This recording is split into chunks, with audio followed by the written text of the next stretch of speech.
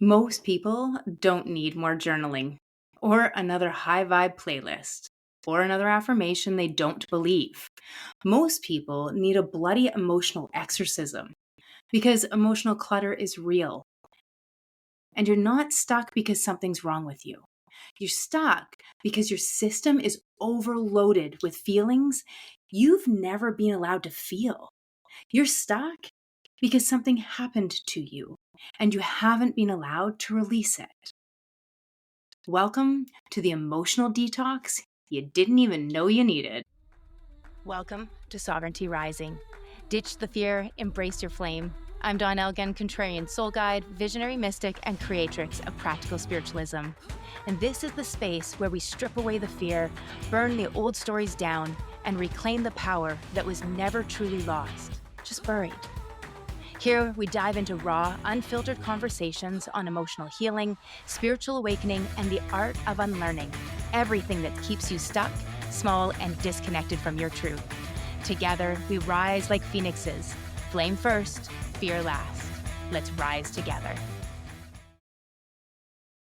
So let's talk about the thing most people don't want to admit.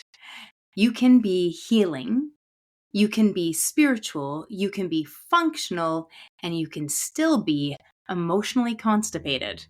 Because unless you've made space for you to feel your rage, your grief, shame, jealousy, betrayal, not analyze it, but feel it, you're walking around carrying energetic clutter you can't see. And that clutter becomes chronic overwhelm. It becomes a low hum of anxiety. It becomes emotional numbness, disassociation. It becomes brain fog and fatigue. It's a I don't know what's wrong with me syndrome. Dr. Jill Bolte Taylor found that emotions themselves last about 90 seconds in the body, unless we attach them with thought loops. So if you're still drowning in a wave of guilt, of grief, or rage from years ago, it's not the emotion, it's the unprocessed loop. It's kind of the emotion. It's like a ball of it that just sits there with us. So if you think of emotional energy as like little leaks to our soul and they're draining, emotional clutter isn't always dramatic. It's sneaky. It shows up in over explaining, saying yes when you're actually a no, ghosting people that you actually love, and feeling resentful but smiling anyways. Does any of this sound familiar to you? It's you're fine, quote unquote, but also you're one inconvenience away from freaking losing it. That's not weakness. That's your nervous system trying to hold it together under the weight of unexpressed emotion. We normalize this, we make it functional, but we weren't built to carry that much unprocessed pain and pretend that we're okay. Eventually, it's going to show up in our body. It shows up like autoimmune, migraines, burnout, panic attacks, chronic fatigue. Emotion is energy, emotion, energy in motion. And if it's not expressed, it gets compressed and eventually it leaks out. So you don't need to fix yourself. What you need to do is feel and release. So here's the sacred shift. You're not a project.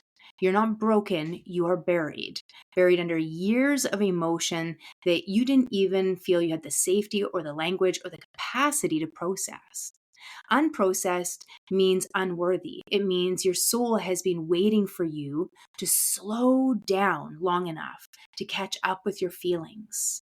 Pema Chodron reminds us only to the extent that we expose ourselves over and over to annihilation can that which is indestructible in us be found. You don't need more coping tools. You need a space to fall apart and not be punished for it. And when I say that, let's be clear, I mean self-punishment as well. So today's practice is the Sieve Ritual.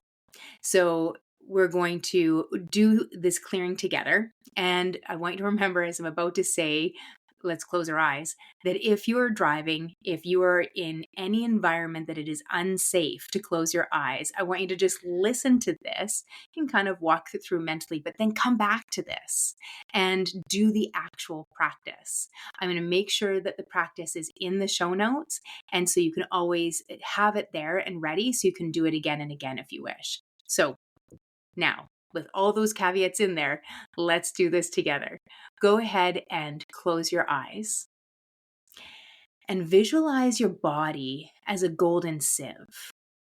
You know, those sieves that you drain water through. It's like a big silver or golden pot, and it's got all those holes in it so things can leak out. And everything that is not yours, every past wound, old belief, inherited grief, passes through. Just imagine that. Your body's this beautiful golden sieve. And everything that is not yours, every past wound, old belief, inherited grief, just passes through. And then say out loud, or you can whisper, I release the energy that is not mine. I release the emotions that no longer serve me.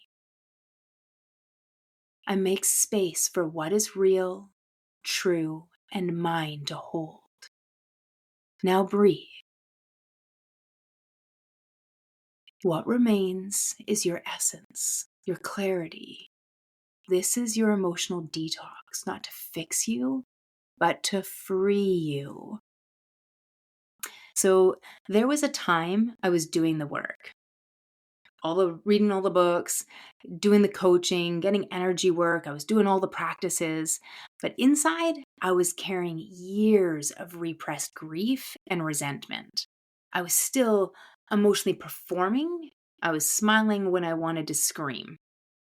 And then one day, my body started to spasm, started to freak out. And all of a sudden, I couldn't eat anymore.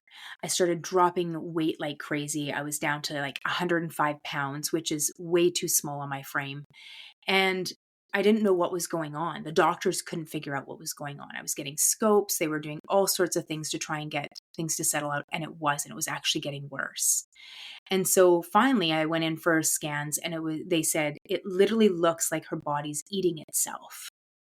And I was like disintegrating inside, and I didn't have any ulcers. And my doctor said, I think you need to go see a pelvic floor specialist. So a pelvic floor physiotherapist. And I was like, okay, I didn't even know that was a thing.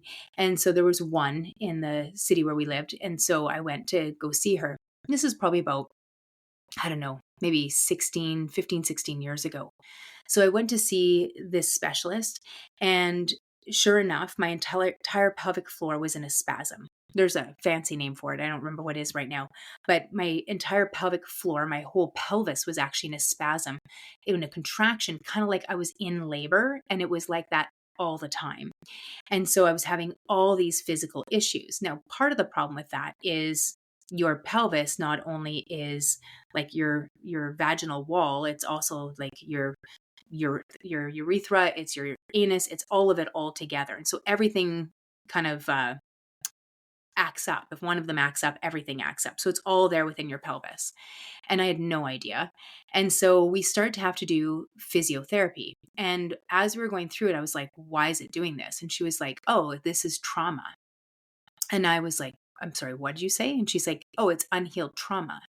So this can happen from a lot of exercise, but it also happens from sexual trauma. It happens from if you broke your tailbone, which I did when I think it was about 13 or 14 when I broke my tailbone. I'd had lots of sexual trauma as a child and then as a teen. It can happen in childbirth or from having children. I'd gone through that. And so I had lots of reasons that this could be coming up. And she's like, so the body holds the score. And this is what we're dealing with now. So it took several months of going back. I think it went back every week, every 2 weeks.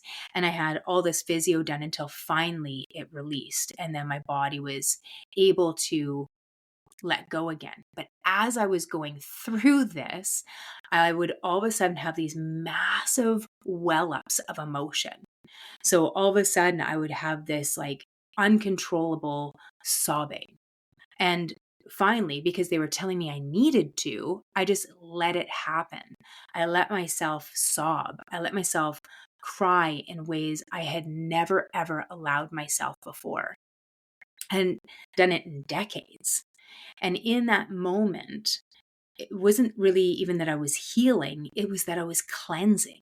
I was clearing away all this emotional debris. I wasn't fixing myself, not learning anything new. I was just letting go. And that's when everything actually started to shift. It'd be the beginning of really all that I do now. And I want this for you. So, my love, you don't need to spiritually bypass your pain. You don't need to affirm your way around your grief. You don't need to keep smiling just to be safe. You need to get honest.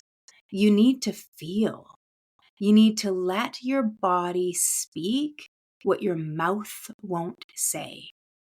Your emotions are not your enemy. They're your compass. They're your messengers. And they're also your medicine. This week, I invite you to ask, what emotion have I been avoiding feeling fully? Where do I still carry the residue of pain that needs to be witnessed, not fixed?